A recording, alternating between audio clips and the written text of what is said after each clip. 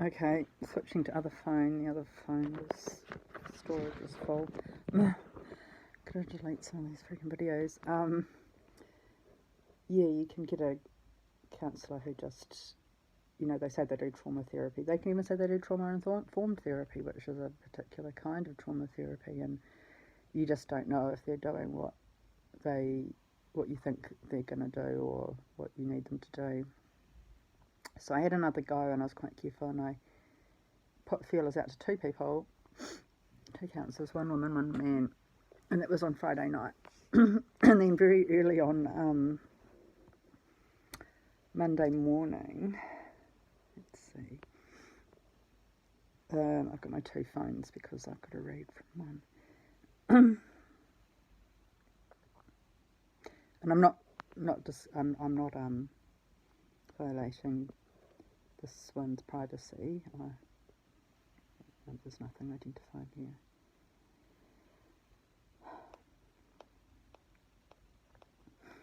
Yeah, it was a really good learning exercise.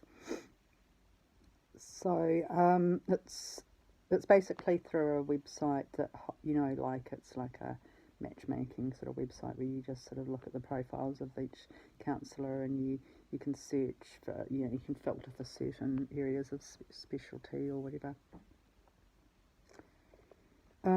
So I pretty much wrote the same message to both people as my introductory exploration,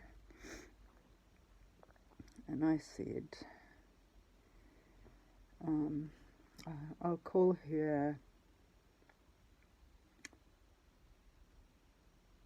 Hannah because I'm going to run into trouble if I don't put her name in there somewhere. That'll be weird for me. So as my introductory, gambit, my pickup move, I wrote, "Hi Hannah, I say I fell into a hole 18 months ago, and everyone I asked for help, disclosing abuse, abused me further. I'm exhausted and I am deep into the second round of primary abuse by landlords. It seems I'm about to lose my home again. I more than anything need someone by my side who doesn't challenge my beliefs but accepts what I disclose as the big story unfolds. I'm dealing with awful abuse, including legal abuse, and am effectively alone and just desperate for compassion and solidarity. Recovery therapy can come later in time if I get to safety. My GP is supportive, but of course she can't be that person by my side. I'm just desperate for love or a loving approach to me. I'm on supported living payments for stress and CFS, etc., but my GP can look at a certificate for ones to help me pay." Yeah, so I sent that probably in the weekend or something like that, whatever it was. I wasn't expecting an immediate reply. And then on Monday, at 6:55 a.m, I get a reply from Hannah, and it's like, "Well, that's a good sign." And she said, "Hey Caitlin, it sounds like you've been through a crappy, rough ride. More than happy to help. More than happy to support you. We can apply to WINS for funding. Blah, blah. I can send the paperwork through to your GP if you like, or to you. Your choice. Hannah." And at 8:29 I replied, "Thank you, Hannah. Sounds wonderful. The paperwork can go directly to my GP if the basics are filled in. Otherwise, if it is blank, it can come to me to start off. Warm regards, Caitlin." So I send at 8:29. 8:33. 4 minutes later, Hannah replies, "Fabulous. What is your GP's name and what practice is it?" I can just send it through via email. It saves you having to print it off. Lauren Osborne, PRHQ. Sorry, Lauren, I am in the middle of a very important video. I will call you back.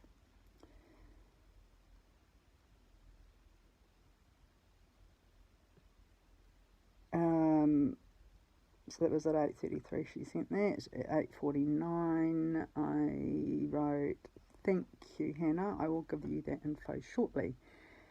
And I really just thought I said, "I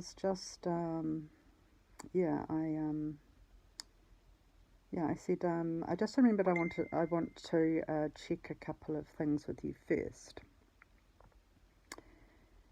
having had a red flag with a counsellor I approached in July who meant well but made assumptions about me without talking to me. It was weird. Like, because it came to the form filling out stage, and she said, "Now I know I can feel what you're feeling. You know, you're feeling really overwhelmed about that process, but let me reassure you." And I was just like, "What, lady?" Filling out a fucking form. You don't know what I fucking been through. Filling out a form and it's not just like she was reassuring me. She was like, I can feel what you're thinking. It's just like, oh no, no, I don't need one of those people. I don't need another fucking mind reader. Yeah, so yeah, I just said, I just remembered I wanted to check a couple of things with you first, having had a red flag with a counsellor I approached back in July who meant well but made assumptions about me without talking to me. Is that okay if I ask you a handful of questions first? It was at 8:49. At 9:02, so like 12, 13, I must say 13 minutes later, 13, Hannah replies, yeah, absolutely. Which is not really that wasn't a very good sign for me. The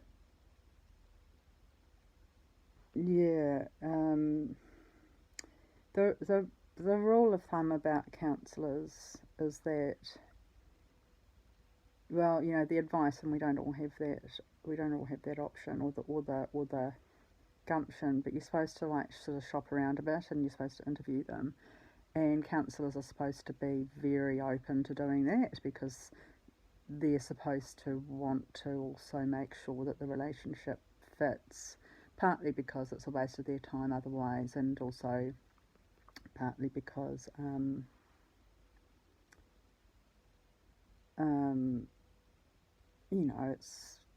it's just good business sense, really, like, yeah. Right. Okay, so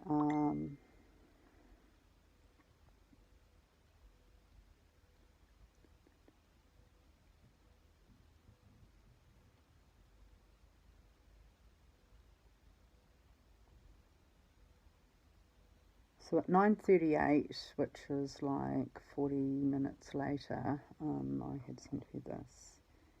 Thank you, Hannah. So I reached out to 2 counsellors, carefully chosen because of my particular needs. See below for my choosing you reasons. And I just ticked beside the list of things that she said that she covered. I said, question 1, could you work with the advanced directives chosen by the Hill Morton psychiatrist who wrote my crisis plan? See screen cap here. 2, would you be willing to spend a session on reading medical notes and other info to get a handle on what's happened, what I've tried, and where I am now before we start our real sessions? 3, would you perhaps consider spending a session on watching a sort of diary video I made that expressed what's happened to me? As you know, traumatised people don't always show the trauma when interacting with others, and a lot of diagnostically valuable information is left unexpressed by words alone. It's not often I can fall apart in front of others. And I've got, I cry a lot. I cry an awful lot, and I don't always record. I cry quite a lot in my videos, just a little bit, because it just gets too close to the emotion. But I've got videos where I'm just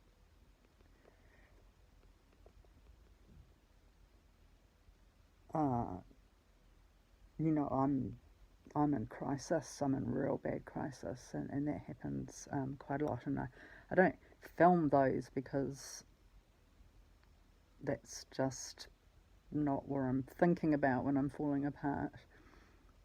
And it just seems weird, like like just kind of fake or something. But there is one video where I just start absolutely fucking totally like falling apart, like fucking like I'm in real urgent crisis. And that just happened after I was started a video for another reason.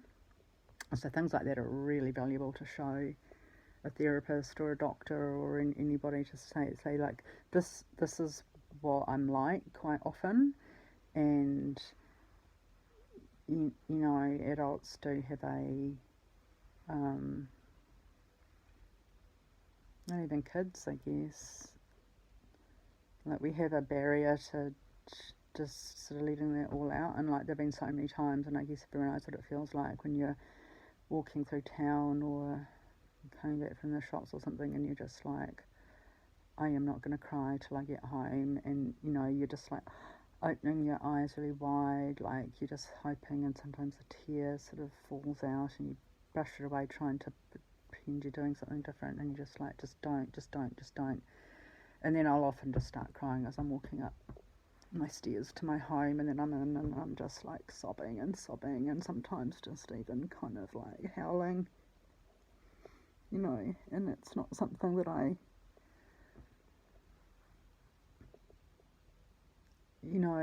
don't think diagnosing people's conditions is done very well by interview. I think it's done better by those kinds of moments that they've captured themselves when they're alone.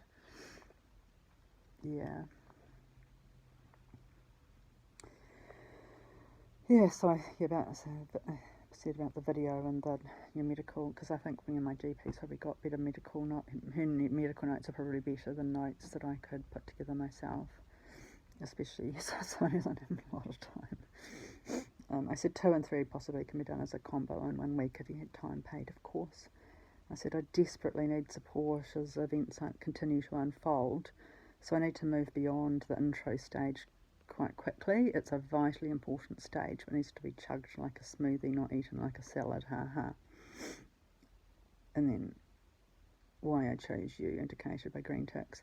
But I also, this first bit, I won't go into all the green tick stuff, but she has a number of different treatment models, and one of them is compassion. I don't know what that is, but it sounds good. And the other one, another one of them is ACT. It's acceptance and commitment therapy, which is great. It's kind of like it's like Western mindfulness, and it's quite a science, and it's very, very good. And it really is about accepting things rather than sort of trying to fight them. And because a lot of therapy is about getting rid of bad feelings, whereas ACT is just about making room for them. And well, it's much more complicated than that. There's much more to it than that. But it really is about living with your human emotions, not trying to deny that they exist or pathologise them. Doesn't mean you can't recover, but it just means that you don't recover by prematurely dismissing emotions that are there for a reason. Like bereavement, like you don't. Bereavement can be suffering beyond what people can cope with.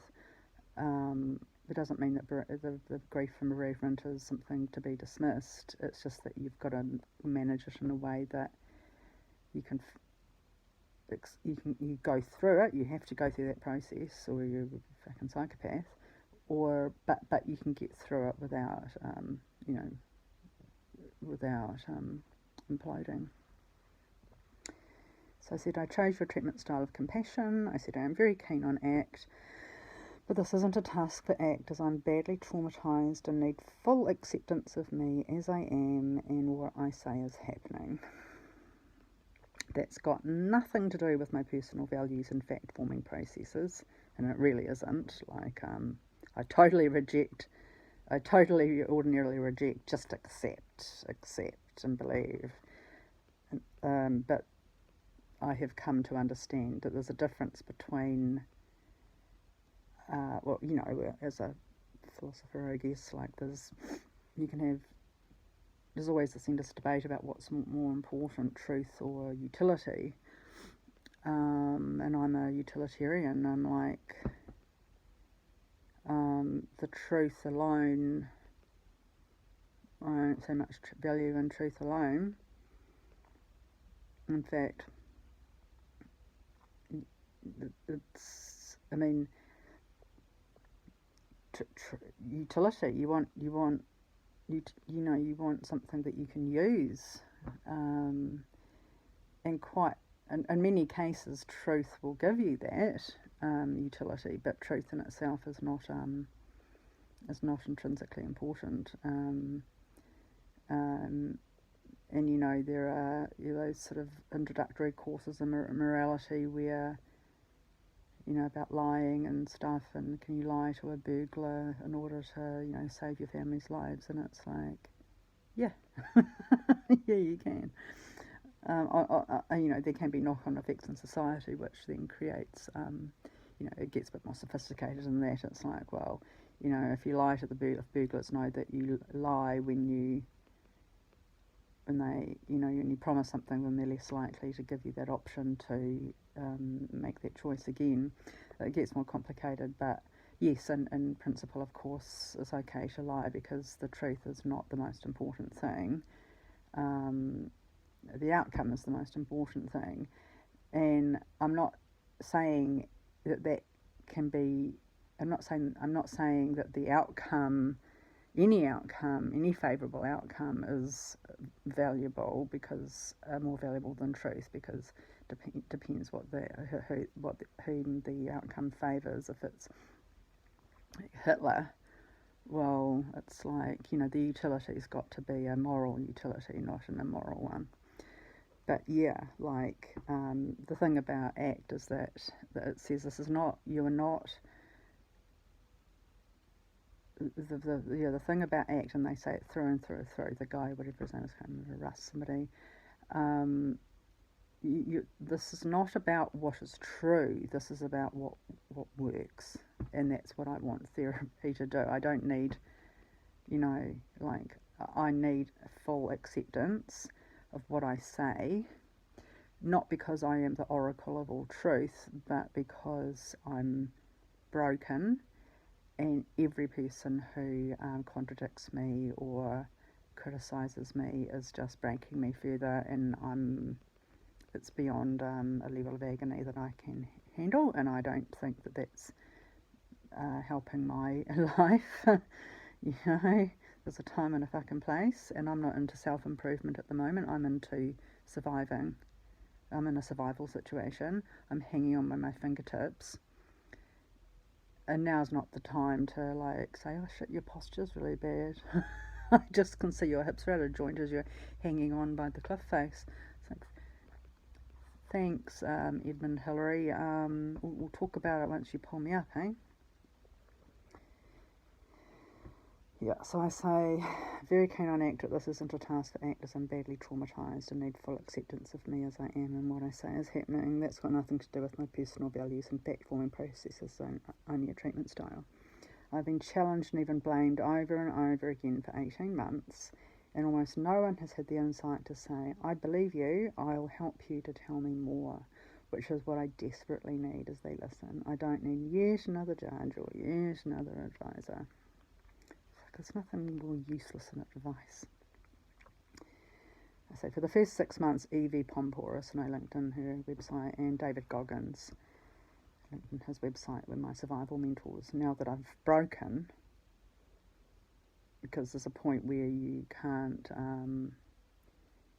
bend anymore and you can't grow anymore. Like, if you've broken, you're broken. Now you've got to change course, and you've got to look at a different. You've got to adapt to the situation. I've broken now, so I need gentle rehab, not toughness. Really interesting, by the way, if you go to Evie Pomporus's website, and then you go to David Goggins' website, you'll, it would infuriate feminists, but the really funny thing is that, so David Goggins has chosen this real tough guy, for his cover, his landing page, and Evie Pomporus has this very glamorous black and white sort of photo shoot thing where she's kind of leaning back on a chair with her stiletto heels up and her blonde hair back here like this, and feminists are always like, why are women always portrayed like, objects, and men always portrayed like they're tough? And it's like, well, you fucking ask Evie Pomporis, because she's the fucking toughest woman probably on the face of the planet, and she has never ever had anyone in her life manage to tell her what to do. So you fucking talk to some real women, and you ask Evie Pomporis why she wanted to show her beauty and glamour, because, don't be a bigot.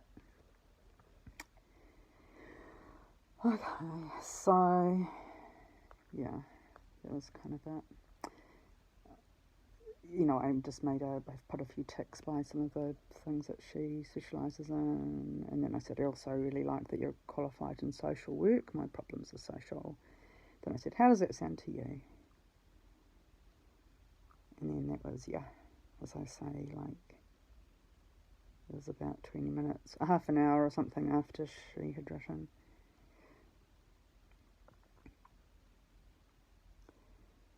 Nine 9:38 a.m. And then last night after my video, and I had a bit of a day yesterday. I have a bit of a day every day, but it was one of those days, like, I'm really, really, really trying to avoid drinking. But it was one of those days where I went to the shop and I bought some cider. And I'm trying to be, when I need to, because there are just some times where like, booze is really bad for you if you're going through a hard time. It's just going to bring you down over the following days. But there's more, it's a bit more complicated than that. And sometimes you just need some emergency treatment, and that's more valuable. And that's what I did sometimes. But I'm staying away from wine as much as possible, and I'm trying not to overdo it. But sometimes you just need some, and last night I was sipping away at my cider, which really helped in the moment, and then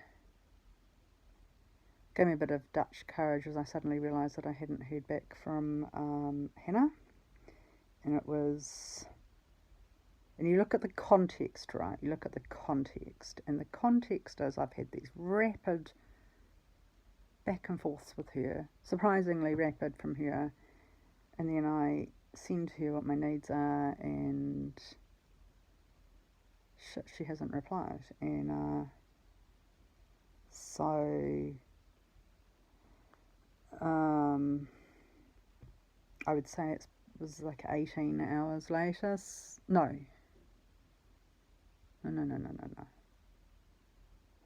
24 plus, so 36 hours later.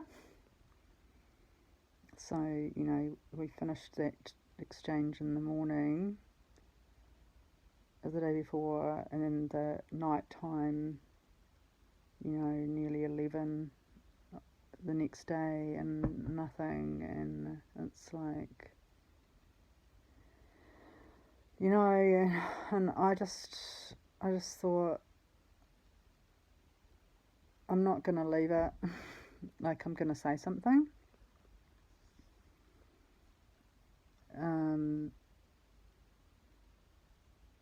And I don't really know what to say, but because I didn't really know who was in the wrong, and someone's in the wrong, unless in the case of extraordinary circumstances. Either she's wrong for fucking ghosting me after or for whatever, saying what I really need and why, or maybe I've just fucked up again, and whatever it is that makes everyone fucking dislike me or scorn me, maybe I've just done that again, and like, what the fuck is it? Like, I'm doing my best, I'm really trying to not be like that, but I am what I am. I don't have the ability to work on that at the moment. You know, like I'm really on the edge here, and you know, trying to improve my communication style, or like it's just a, you know, like it's just like really, it's not the time, and I need people who can, you know, people who are coping with someone in crisis need to have quite a bit of tolerance and not expect them to perform like someone who's okay. So, but I didn't know, you know, it's just like, shit, I don't know, did she fail me, or was I just like, whoa, no, I'm not touching that, you know. So, at 11:15, I replied to her and I just said, one of us dodged a bullet, eh? And really, I didn't know who that was, but I felt I had to say something, and that seemed as good as any. Anyway, this morning, 4 minutes to 7, Hannah replies. And here we have the fake apology that I've been talking about. And it's the fake apology with a guilt trip. But when I first read it, my first instinct was, oh no, I've fucked up. I've got to suck this one up, and I've got to take responsibility, and I've got to apologise. But I'm like, I'm just going to take my time with this. I'm going to make a coffee. I'm just going to pull myself together, and, you know, then I'm going to do it. And then I was like, nah, no way, bro. No, that's the response that's manipulated out of me. Nah, mate, this ain't on me. So anyway, so Hannah said, apologies, Caitlin. I'm in hospital having had surgery yesterday, and in the rush on Tuesday to get prepped, I didn't get a chance to respond to you and was in no state yesterday for emails. If you still want to give this a whirl, then yes, I'm happy to work with your advanced directives. They look really client need focused. More than happy to read notes and watch a video. I also totally understand if you would like to end this engagement, as you have had to wait for a response, Hannah.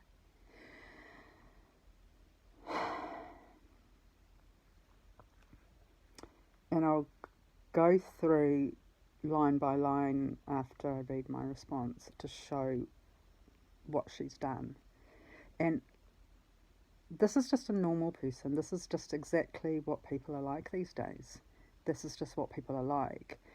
And I think it's personality disordered, but it's just normal humans now. And I need way more than normal human for a counsellor, because, yeah, I'll explain, you know, I go on to explain this. So my response to her, and yes, I chose to make a response, and I have my reasons for responding. I will not respond again. If she may not respond, she may, but I'm not going to respond again. So 10:10 this morning, I wrote, hi Hannah, you'll probably still be groggy and maybe in pain, so no hurry to read and no response needed. ... I have lots of patience and understanding waiting for answers. When the person I'm waiting for has told me to expect it, when it is reasonable to do so, and I think it was. Having had several quick responses from you, getting nothing after I disclosed my needs, which you welcomed after I asked if that was okay, hit me like yet another rejection. Being in hospital is a great reason to not reply to emails. Your health comes first. But a quick, I'll be out of contact for a few days in advance seemed more than possible and essential from a person holding a vulnerable person's trust during an introductory period.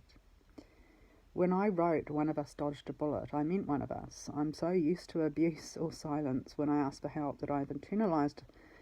Here's that lingo I've picked up, and I don't like it, but I'm afraid it's suitable. That I've internalized a lot of that abuse or silence is shame or fear I've done something wrong. I'm often left guessing. This video isn't in criticism of you, but you seem like the sort of person who would agree with it. And here we go. I'll just play the audio. Here's something radical about working with abuse. More important than the perpetrator and the person who was hurt and that part of the story is the witness. The witness means the person who was there and saw it and responded, or no one was there and no one responded, or the person you tell the story to and they respond. When that witness denies it didn't happen, dismisses, it's not that big a deal, gaslights, you're too sensitive, it's because of you that this is happening, something goes into the psyche that does the same thing. The person then begins to deny, dismiss, and gaslight themselves. That's shame. And that problem, the witness problem, is more important than the perpetrator to learn about. When a person comes to help from abuse, the most important question was, who was there? Who wasn't there? How did they respond? And that problem is the shame problem. That's the problem that's super difficult to deal with in working with abuse.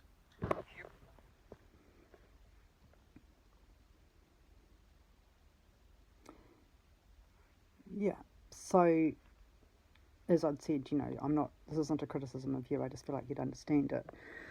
But it is also like a little bit of a nod to the level up here where when you are shopping for a therapist and, there's a huge commitment that goes into therapy from the clients, at the client's end, and it's not just money, it's a whole lot of stuff. Like, getting someone, I don't find telling my story therapeutic. I find it grueling, and I find it a lot of hard work and really tiring, and what I really want is just someone just by my side who just takes in everything, and with the knowledge that I'm being abused, and the work that goes into, and talking, like talking is now, as I've said many times, much easier for me than writing, especially when it's to myself. But I still, when I even think things that I want to say to myself and I save them to say on camera, I cringe because I'm waiting for someone, and there's always some specific person's face in my mind, when I cringe, and it's been some of the people I mentioned last night, those really nasty friends. They weren't friends, they were, abusers in my social network. And I often just get a cringe when and I know all their nasty tricks now, like they've never grown up and I've grown up now, and I'm like, wow, all those belittling tactics you used on me, they really, really worked. And they damaged me, and so I have these cringe responses as soon as I even think of sharing something that's happened to me. And Lincoln, not that he was ever in that circle back then, but he's connected now. He's just done the same thing, and it was just why I was just like, okay, thanks, Lincoln. Anyway, it doesn't really matter what he said, but it's just that same fucking bullshit. Just disdainful, and it's like, like, you don't even believe it. You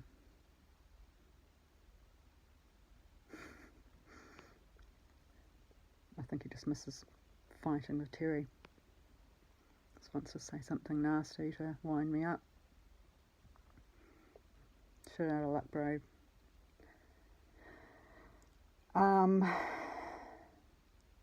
So after that video, and then I said I need to trust a counsellor, and that means good information, communication, and mutual accountability. As I said in my approach to you, pasted below, I'm in a very bad state, and I'm almost completely alone. And I said, my sincerely best wishes for your recovery, Hannah. If it's that simple, it often isn't. I've had these surgeries, and yeah, it's not always a happy surgery, and it's not always the end of it anyway. But yeah, so I just want to go through her email to me this morning. So apologies, Caitlin. And I note literally no apology was made. So after apologies, Caitlin, she came up with an excuse and a guilt trip. It's actually really unprofessional to tell a prospective client who's not even your client about any personal problems. Like, that's actually really quite fundamental. And when people do that, it's meant to make you feel that you've done something wrong. And I'm not reading her mind, and I'm not saying that's definitely what happened, but what I'm saying is that's what the research, the quantitative research shows.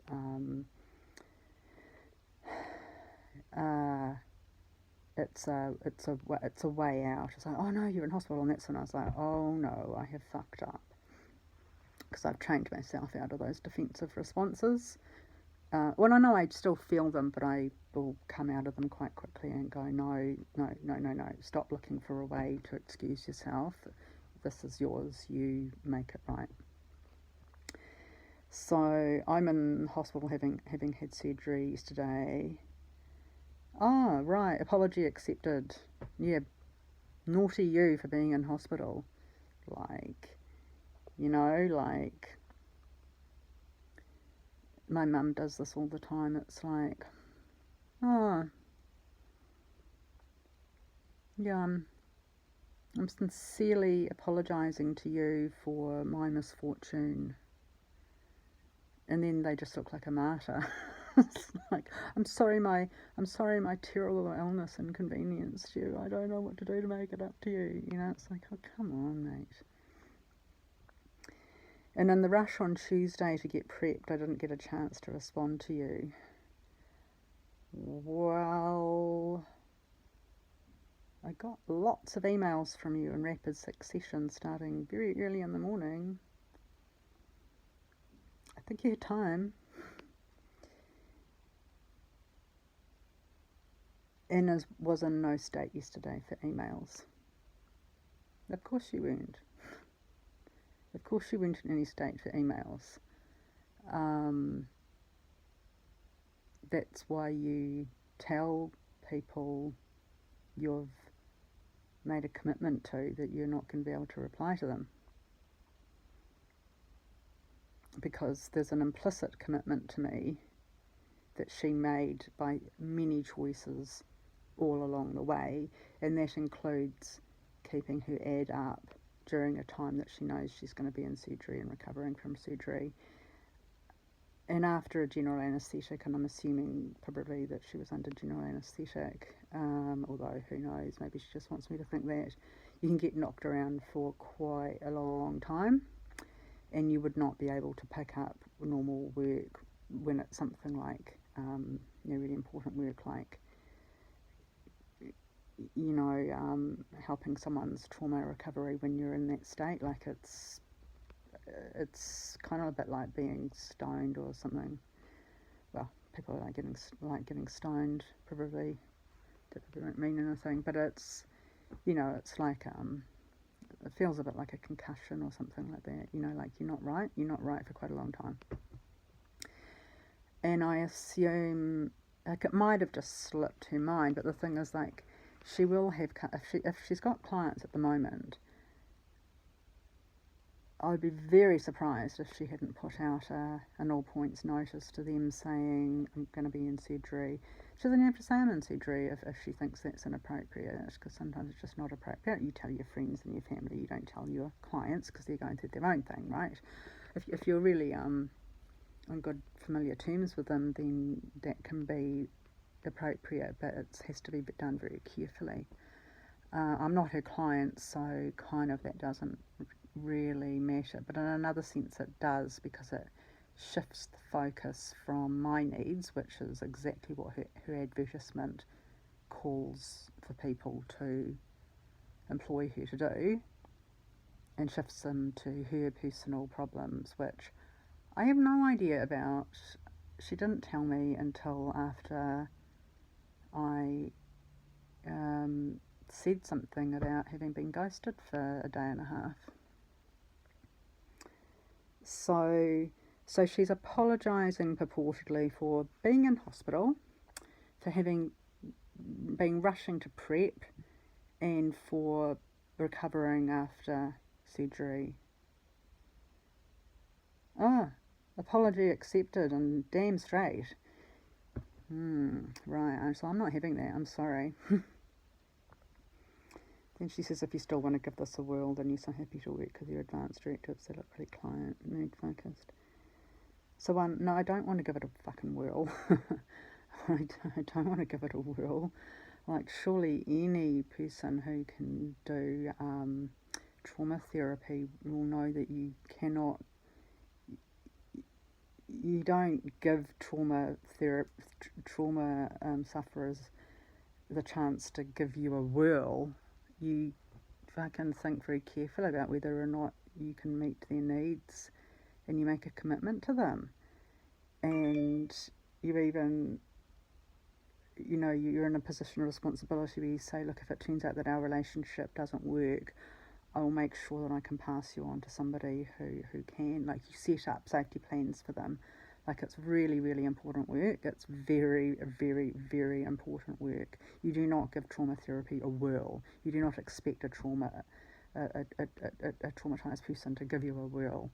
Like, that is very strange. And then, yes, I'm happy to work with your advanced directives. I look really client need focus. More than happy to read notes and watch a video. It's like, no, that's like totally an inappropriate response. Like, those are exactly the things that she should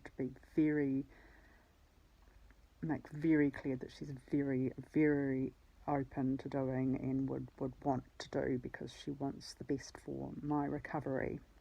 I'm paying her, like this is a business exchange. And then the fucking clincher. I also totally understand if you would like to end this engagement, as you have had to wait for a response. And it's like, right, there we go. So that's the straw man, that's the reframing of my objection. So my objection to her, well, what she's interpreted is my objection to her delayed response, which has confirmed now that it is for me that I can object to it, is that I've objected because I've had to wait for a response.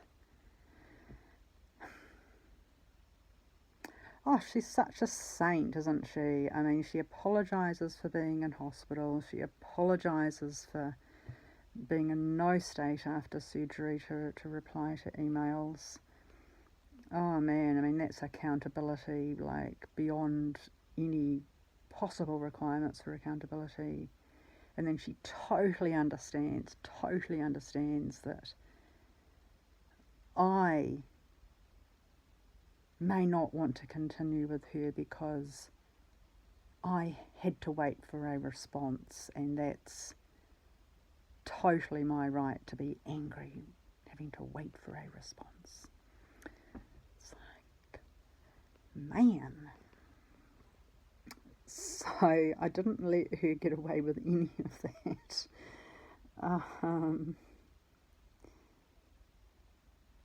Like, dude, fuck's sake. Like, I've had lots of surgeries, like heaps of surgeries, where I've gone under general anaesthetic.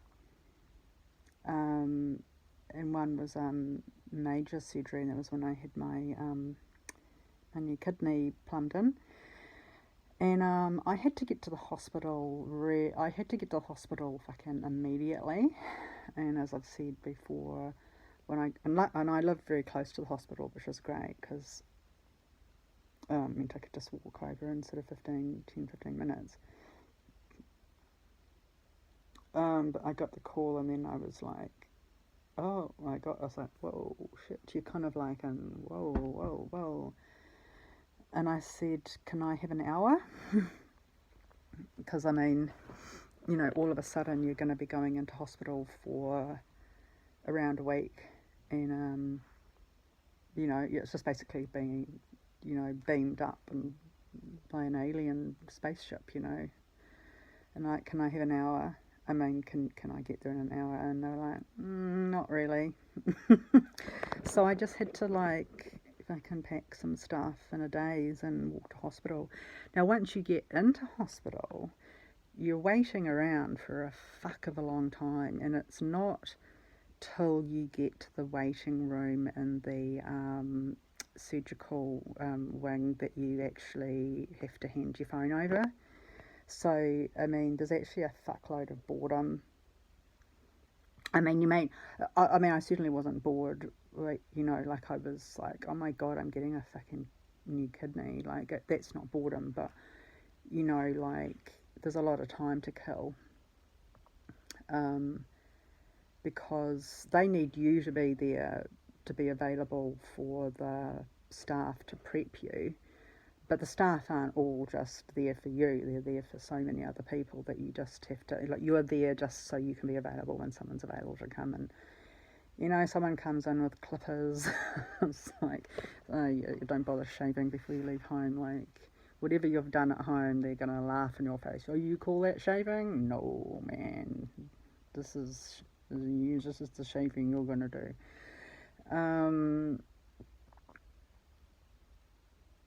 You've got, you know, like, people are taking blood tests, they're putting cannulas in your arm, you're getting weighed, you have to talk to the anaesthetist, you get asked by 12 million people about what you ate last and that kind of thing, because when it comes to a surgery that's an emergency like this, you don't get the chance to do any fasting, which you're supposed to do. So there's always the aspirate, you know, the reason you don't eat or drink before surgery is because you can aspirate it during the surgery and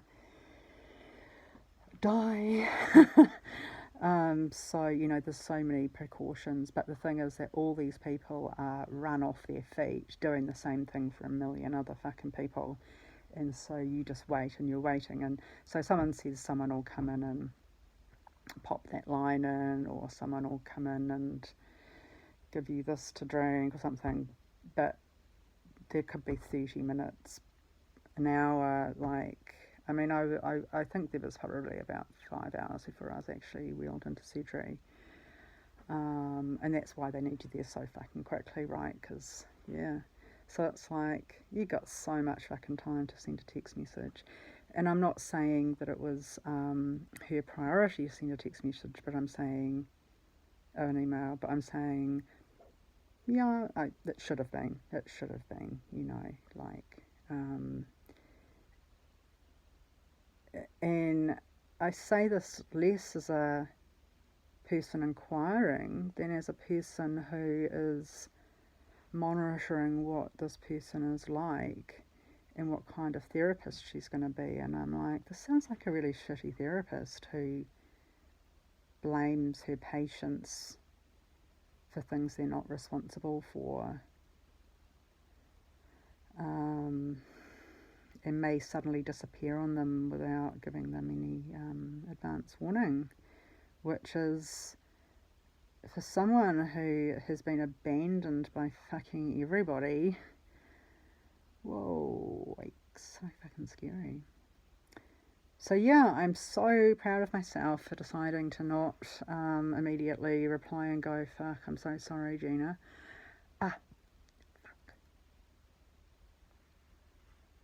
Hannah.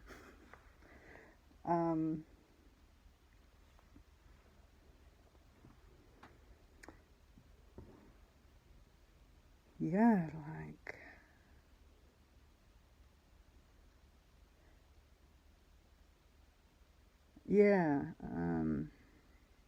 to be a counsellor, you've got to be more accountable than most. But as I say, like, this is just normal human behaviour. Like, everyone does this.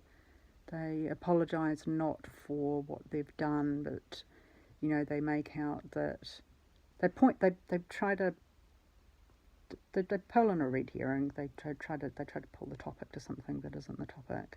The topic is not that you were in hospital. The topic is that you were replying immediately to lots of emails, and then on the day that you said you were rushed off your feet preparing for hospital, and then you didn't reply. And that's not the expectation that you set me up for. Yeah.